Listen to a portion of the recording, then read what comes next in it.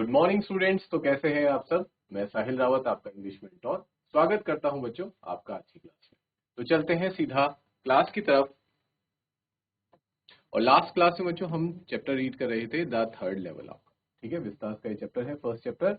इसको हमने थोड़ा सा रीड कर लिया है और आज जहां पे हमने लास्ट क्लास में छोड़ा था वहीं से आगे कंटिन्यू करेंगे। ठीक है बच्चों, क्लियर। एक बार फटाफट से क्विक रिवीजन कर लेते हैं, लास्ट क्लास में हमने क्या क्या पढ़ा था, फिर हम इसे आगे कंटिन्यू करेंगे। तो स्टोरी है बच्चों थर्ड लेवल के बारे में और रिटन बाय जैक फिनी। ठीक है, थर्ड लेवल हमने देखा था क्या था।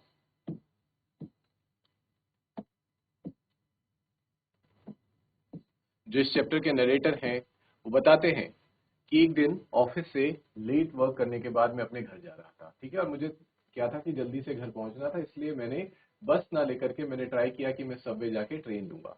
और सबवे में मैं भटक जाता हूं, और क्योंकि उस सबवे में सिर्फ और सिर्फ 2 ही लेवल हुआ करते थे, लेकिन उस दिन मैं कहाँ पहुंच गया, थर्ड लेवल में पहुंच गया। और जब आकर के मैंने ये बात बाकी सब लोगों से बताई तो सब लोग हैरान थे और कोई मेरी बात पे विश्वास करने को तैयार नहीं था कि थर्ड लेवल भी वहां पे एग्जिस्ट करता है। यहाँ पे फिर हमें बताया गया कि चाहे प्रेसिडेंट हो न्यूयॉर्क सेंट्रल के, न्यूयॉर्क के, न्यू हेवन के, कोई भी बार बार कसमें खाएंगे कि थर्ड लेवल एग्जिस्ट नहीं करता है।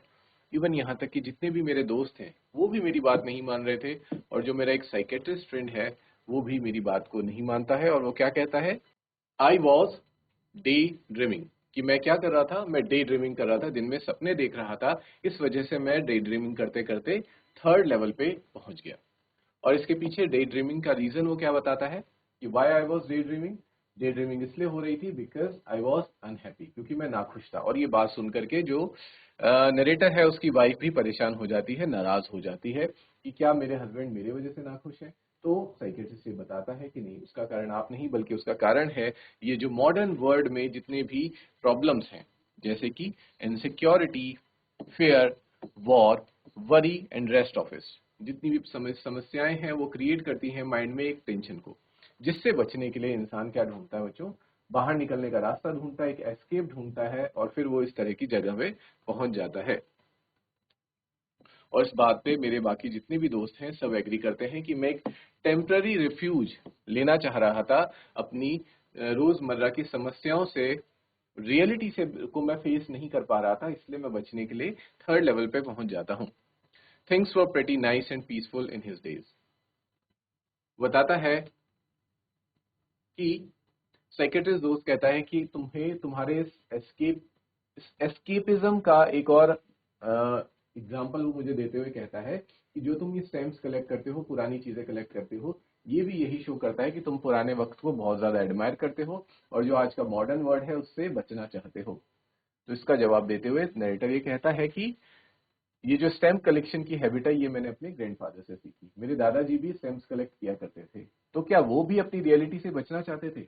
और उस वक्त उनके समय में तो ना कोई वॉर था, ना कोई टेंशन था, ना कोई वरी थी। फिर हमें बताना शुरू करते हैं नरेटर अपने उस दिन के इंसिडेंट के बारे में कि आखिर उस दिन हुआ क्या था। तो बताता है कि मैं जल्दी जल्दी में था, मैं गलती से एक अलग रास्ते में चला गया। और वो कहता है कि और ऐसा करना कोई नया नहीं था मेरे लिए। जो ग्रैंड सेंटर है, फिर हमें थोड़ा ग्रैंड सेंटर का भी डिस्क्रिप्शन दिया जाता है कि ग्रैंड सेंटर कितना बड़ा है, कितना उलझा हुआ है। जैसे किसी पेड़ की शाखाएं और रूट्स होती हैं आपस में चारों तरफ उलझी हुई, फैली हुई चारों तरफ। और वो एक ट्री की तरह है ग्रैंड सेंटर, जो हर साल ग्रो करता जाता है। जैसे पेड़ बढ़ता है तो उसकी ब्रांचेस और रूट्स बढ़ती हैं, ठीक उसी तरीके से इसके भी ब्रांचेस और रूट्स बढ़ती जा रही हैं। इज इट क्लियर बच्चों।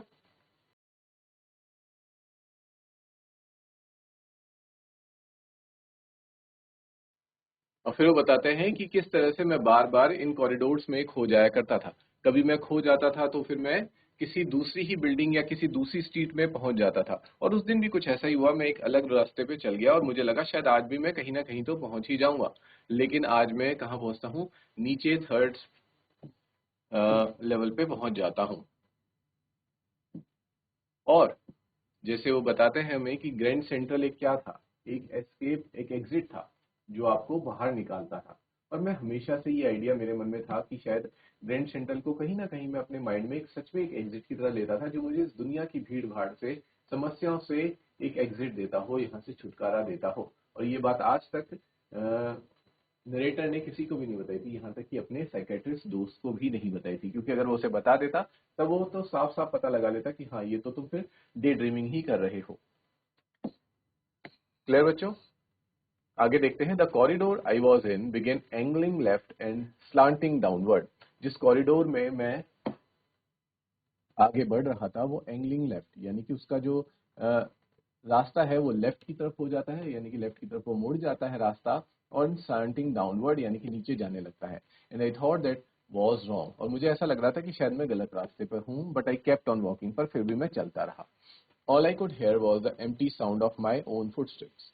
और मुझे सिर्फ और सिर्फ क्या सुनाई दे रहा था? मेरे खुद के पैरों के कदमों की आवाज ही मुझे सुनाई दे रही थी। I did not pass a soul. और आसपास कोई भी, पास अ सोल का मतलब है कि आसपास से, मेरे आसपास कोई भी लोग नहीं थे, कोई भी इधर उधर से गुजर नहीं रहा था।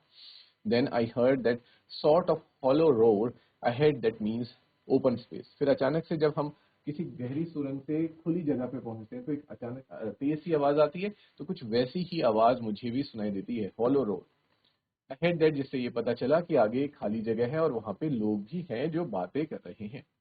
The tunnel turn sharp left, और टनल पूरी तरह से बिल्कुल एकदम लेफ्ट की ओर मुड़ जाती है। I went down a short flight, और कुछ सीढ़ियां उतर के मैं नीचे आता हूँ, and came out on the third level at Grand Central station, और फिर मैं पहुंचता हूँ ग्रैंड सेंट्रल के थर्ड लेवल पे।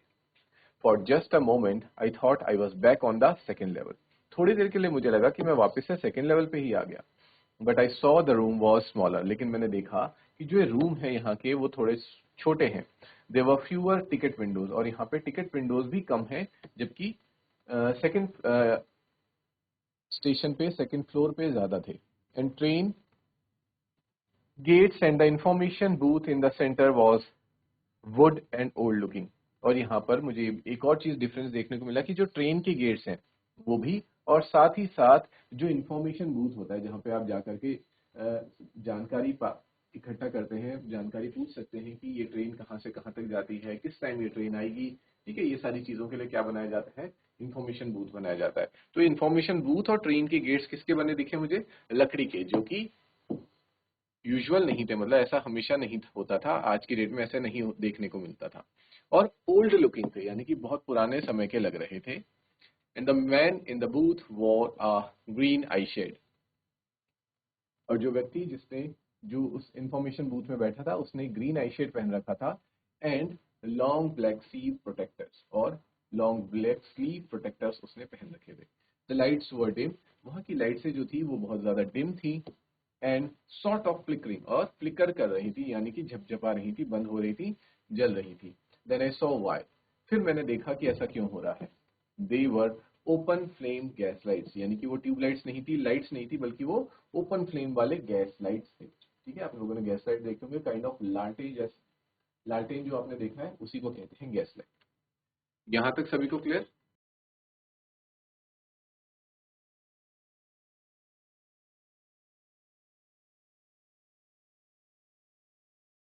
There were brass spittoons on the floor, and across the station a glint of light caught my eye. कि वहां पे फ्लोर पे ब्रास पिटन्स देखने को मिल रहे थे, और स्टेशन के अक्रॉस क्या देखने को मिलता है? कुछ ऐसी चीज देखने को मिलती है नरेटर को जो उसकी ध्यान को अपनी ओर खींच लेती है। A man was pulling a gold watch from his vest pocket. वो देखता है कि एक व्यक्ति वहां पे खड़ा है जो अपनी पॉकेट में से क्या निकाल रहा है? गोल्ड वॉच निकाल रहा है। ठीक है, आपने याद होगा बच्चों, पुराने जमाने में क्या होता था? रिस्ट वॉच नहीं हुआ करती थी, ठीक है, तो पॉकेट वॉच होती थी जिन्हें लोग अपने पॉकेट्स में रखते थे, जिसके साथ एक चेन भी रहती थी। उसे निकालते थे, टाइम देखते थे और उसे वापस से पॉकेट में रख देते थे। He snapped open the cover. उसने कवर को खोला, glanced at his watch and frowned. उसने अपनी वॉच को देखा और वापस रख दिया। He wore a derby hat. उसने एक डर्बी हैट पहनी थी, अ ब्लैक 4 बटन सूट, और एक 4 बटन सूट पहना था जैसे कि पुराने टाइम में चलते थे, with tiny lapels, and he had a big black handlebar moustache, और उसने एक बहुत बड़ी उसकी मुस्टेज थी जैसे कि पुराने वक्त में लोग रखा करते थे मूछों को। Then I looked around and saw that everyone in the station was dressed like 18, 19 something. और फिर जब मैंने ध्यान से बाकी लोगों को भी देखा तब मैंने चेंज को नोटिस किया कि यहाँ पे जितने भी लोग मौजूद हैं सब लोगों ने पुराने टाइप के ओल्ड फैशन कपड़े पहने हुए हैं, जैसे कि 1890s में लोग पहना करते थे।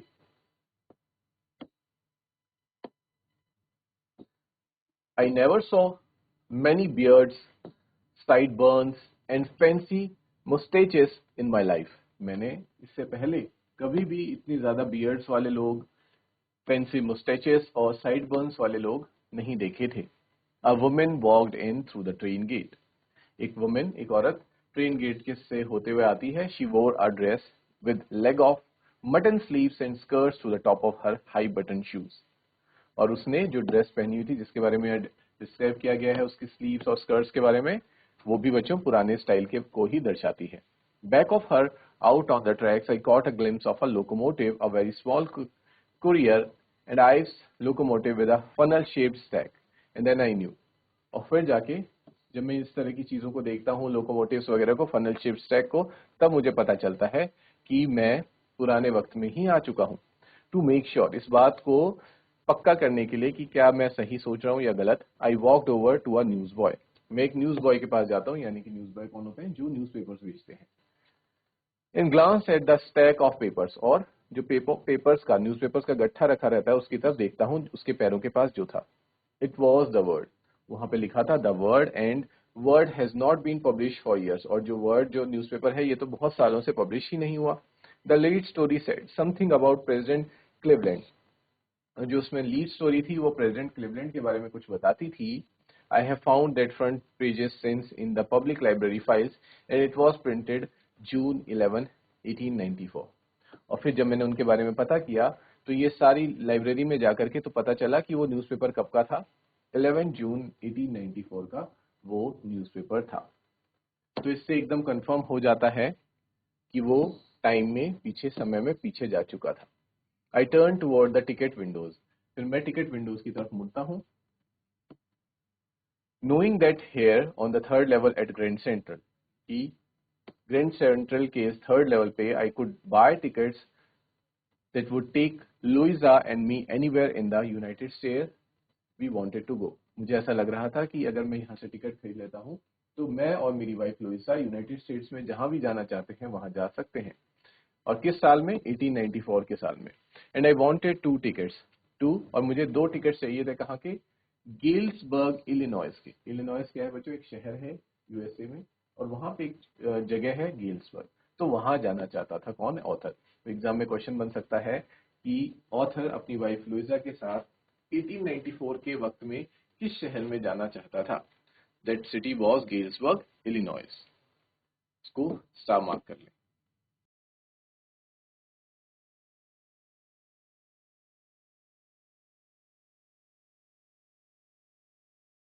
Have you ever been there, narrative पूछता है कि क्या आप कभी वहां गए हैं। It is a wonderful town, और फिर वहां की हमें खूबियां बताने लगता है कि ये बहुत ही खूबसूरत टाउन है, शहर है। स्टिल, अभी तक, with big old frame houses, यहाँ पे पुराने ओल्ड फ्रेम वाले हाउसेज देखने को मिलते हैं। ह्यूज लॉन्स, लोगों के जो लॉन्स हैं वो बहुत बड़े बड़े हैं। एंड ट्रिमेंडस ट्रीज, और बहुत ही विशालकाय पेड़ हैं। हुज ब्रांचेस मीट ओवरहेड, जिनकी जो टहनियां हैं, शाखाएं हैं, वो ऊपर मिलती हैं। एंड रूफ द स्ट्रीट्स, और क्या करती हैं बच्चों वो, जैसे तो दोनों तरफ से पेड़ हैं, उनकी शाखाएं बीच में आ रही रोड के लिए क्या बन जाती हैं, रूफ का काम करती हैं, छत का काम करती हैं। Clear. And in 1994 1894 summer evenings were twice as long, और 1894 में तो जो समर इवनिंग्स हुआ करती थी बहुत लंबी होती थी। And people set out, people जो लोग हैं वो बाहर बैठा करते थे अपने लॉन्स में। द मेन स्मोकिंग सिगार्स, जो आदमी हैं वो सिगार्स पिया करते थे। एंड टॉकिंग क्वाइटली, और धीरे धीरे बात करते थे। The women waving palm leaf fans, और जो वुमेन होती थी, औरतें होती थी, वो पाम लीफ के फेंस को चलाया करती थी। With the fire flies all around, और चारों तरफ फायर फ्लाइज घूम रही होती थी। द पीसफुल वर्ड, और बहुत ही शांति भरा वो कह सकते हैं समय था। To be back there with the First World War still 20 years off, उस समय में वापस चले जाना जिस समय में वर्ल्ड वॉर नहीं था, वर्ल्ड वॉर को आने में अभी भी 20 साल थे, तो वो समय बहुत अच्छा था। And world war 2 over 40 years, और वर्ल्ड वॉर 2 तो को आने में 40 साल थे। I wanted 2 tickets for that, और मुझे चाहिए थे वहां उस जगह जाने के लिए 2 टिकट्स।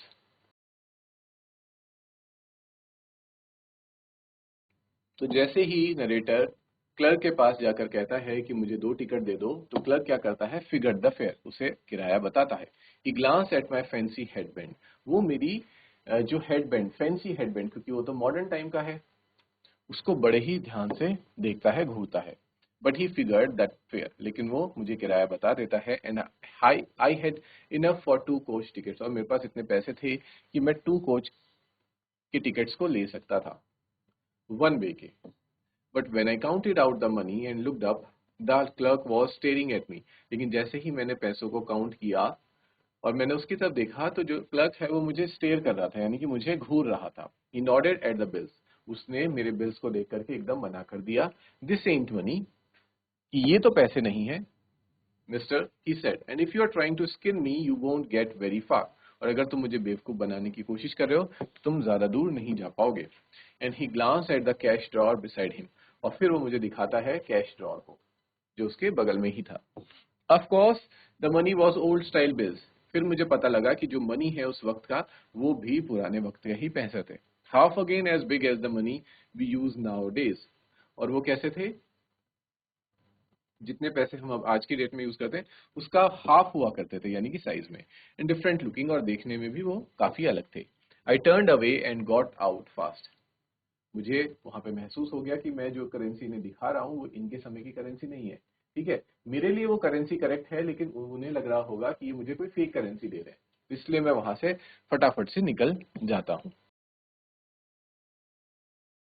और वो कहता है there is nothing nice about jail even in 1894, कि जेल चाहे वो अब की हो या फिर 1894 की हो, दोनों की दोनों ही बेकार हैं, तो इसलिए मुझे यहाँ से अभी चला जाना चाहिए, जेल जाना बिल्कुल भी सही नहीं होगा। Is it clear students?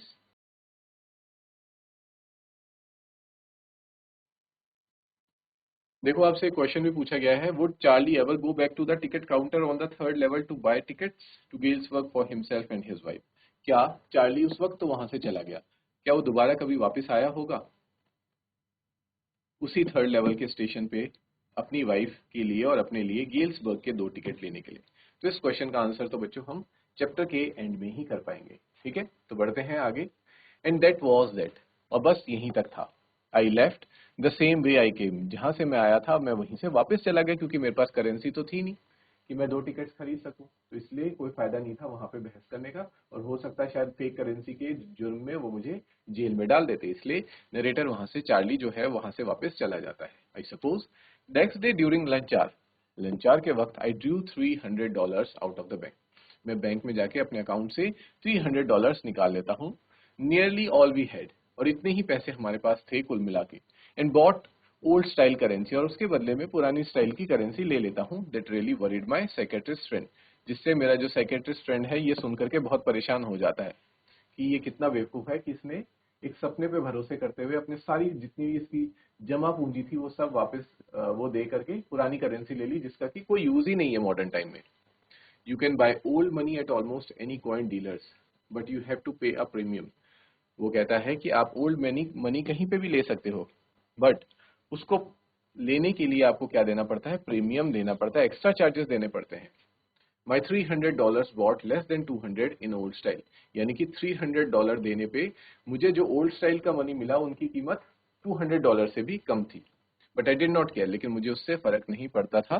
Charlie को क्यों फर्क नहीं पड़ता था, क्योंकि उसके दिमाग में तो सिर्फ ये था कि वो अपनी वाइफ को लेकर के गेल्सबर्ग चला जाए। और आपको याद होगा बच्चों, थोड़ी देर पहले हमने पढ़ा कि वो सिर्फ वन साइड के टिकट ले रहा था, यानी कि वो गेल्सबर्ग एक बार चला जाता तो कभी लौटकर वापस नहीं आता। ठीक है, उसका कोई ऐसा प्लान नहीं था कि वो गेल्सबर्ग जाएगा, कुछ दिन वहां पे एंजॉय करेगा और फिर वापस से मॉडर्न टाइम में आ जाएगा। वो परमानेंटली ही अपनी दुनिया से 1894 की दुनिया में चले जाना चाहता था, इसलिए तो वो वन साइड के टिकट लेता है। और इसीलिए बच्चों हम यहाँ देख पा रहे हैं कि उसने आज तक जितने भी पैसे सेव कर रखे थे वो सारे क्या कर देता है, खर्च कर देता है। उसे फर्क भी नहीं पड़ता कि उससे जो उसे पैसे मिल रहे हैं, ओल्ड मनी मिल रहा है, उनकी वैल्यू कम है।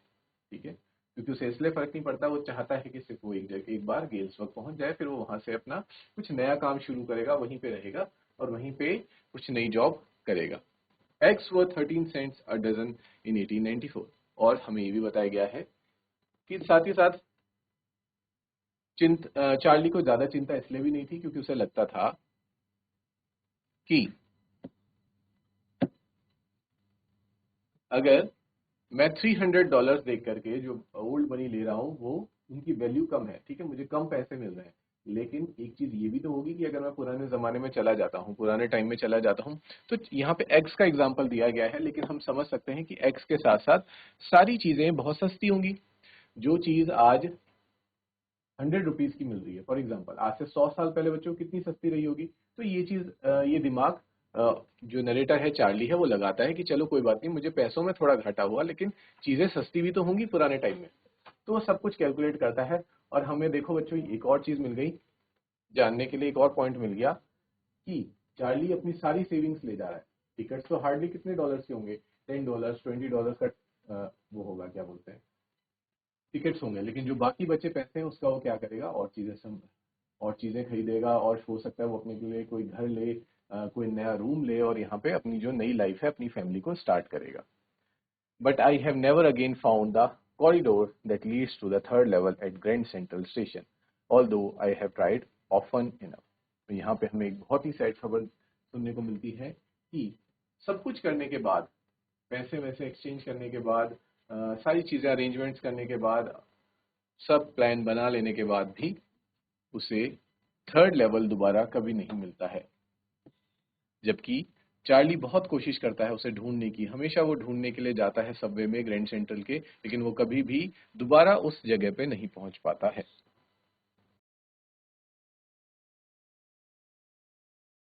Luisa was pretty worried when I told her all this.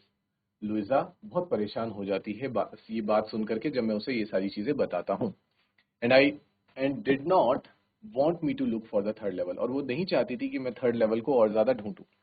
And after a while I stop, और थोड़े टाइम बाद मैंने भी थक हार के थर्ड लेवल को ढूंढना बंद कर दिया। I went back to my stamps, और मैं फिर से क्या करने लगा, जो स्टैम्प कलेक्शन का काम करता था वही करने लगा। But now we are both looking, लेकिन अब हम दोनों के दोनों ढूंढ रहे हैं। एवरी वीकेंड, हर वीकेंड हम ढूंढ रहे हैं, because now we have proof that the third level is still there. क्योंकि अब हम दोनों के पास, चार्ली के पास भी और उसकी वाइफ लुइजा के पास भी क्या है, प्रूफ आ चुका है कि थर्ड लेवल सच में एग्जिस्ट करता है। Clear students?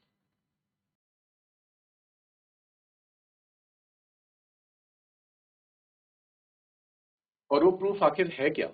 कैसे पता चला चार्ली और उसकी वाइफ को कि थर्ड लेवल एग्जिस्ट करता है? क्योंकि चार्ली तो भले ही बिलीव करता था इस बात पे कि थर्ड लेवल है, बट उसकी वाइफ तो बिलीव नहीं कर रही थी, और शुरू में वो उसको मना कर देती है कि इतना ज्यादा थर्ड लेवल मत ढूंढो, ये तो सिर्फ तुम्हारे दिमाग की क्या है, एक उपज है, तुम्हारे दिमाग का एक ख्याल है। तो अब जानते हैं बच्चों कैसे उन्हें इस बात पे यकीन होता है कि थर्ड लेवल एग्जिस्ट करता है। Charlie says my friend Sam Weiner disappeared.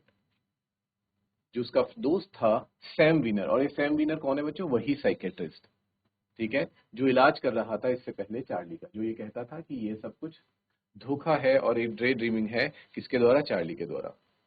वो अचानक से क्या हो जाता है? डिसअपियर। डिसअपियर का मतलब होगा गायब हो जाता है। नोबडी न्यू वेयर, किसी को पता नहीं चला कि वो कहां गया। But I sort of suspected, लेकिन मुझे कुछ तो पता चल गया। सस्पेक्ट का मतलब होता है अंदाजा लगा लेना। मैंने अंदाजा लगा लिया, because Sam's are city boy, क्योंकि जो सैम है वो इसी सिटी का बॉय है, यानी कि इसी शहर में पला बड़ा है। And I use to tell him about Gilsberg, और मैं उससे गिल्सबर्ग के बारे में बहुत सी चीजें बताता रहता था, ठीक है, क्योंकि गिल्सबर्ग चार्ली को पसंद था। तो जो चीज आपको पसंद होती है वो आप अपने दोस्तों को, खासकर बेस्ट फ्रेंड को, तो बताते ही हो उसके बारे में। I went to school there, मैं स्कूल गया, and he always said he like the sound of the place. और मैं जब भी उसे गेल्सबर्ग के बारे में बताता था तो वो ये मुझे कहा करता था कि जिस जगह के बारे में, यानी कि गेल्सबर्ग के बारे में तुम बता रहे हो, गेल्सबर्ग में तुम स्कूल पढ़ने जाते थे, ठीक है, तो वो जगह मुझे सुनने में बहुत अच्छी लग रही है। And that's where he is, और सैम कहीं और गायब नहीं हुआ बल्कि वो गेल्सबर्ग ही जा चुका है। ऑल राइट, इन 1894, और वो भी आज का गेल्सबर्ग नहीं बल्कि 1894 के गेल्सबर्ग में वो पहुंच गया। इज इट क्लियर बच्चों? अब ऐसा क्यों कह रहा है चार्ली कि जो उसका दोस्त सैम है वो गेल्सबर्ग पहुंच गया है? इसके पीछे का रीजन जानते हैं। बिकॉज वन नाइट, क्योंकि एक रात की बात है, fussing with my stem collection, जब मैं अपने स्टेम कलेक्शन करने में बिजी था, I found well, I found, मैंने कुछ ढूंढा। और क्या ढूंढा? Well, do you know what a first day cover is? क्या आप जानते हैं फर्स्ट डे कवर क्या होता है? बताइए बच्चों, क्या होता है फर्स्ट डे कवर? तो जब चार्ली अपने स्टेम्स को ढूंढ रहा था उसे फर्स्ट डे कवर मिलता है। और इसी क्वेश्चन के साथ मैं आज क्लास को यहीं पे स्टॉप करूंगा। ये आप देखेंगे घर जाके कि फर्स्ट डे कलेक्शन किसे कहा है, फर्स्ट डे कवर किसे कहा जाता है, और यहीं से हम कल अपनी क्लास को continue. Till then students, take care, have a good day and thank you.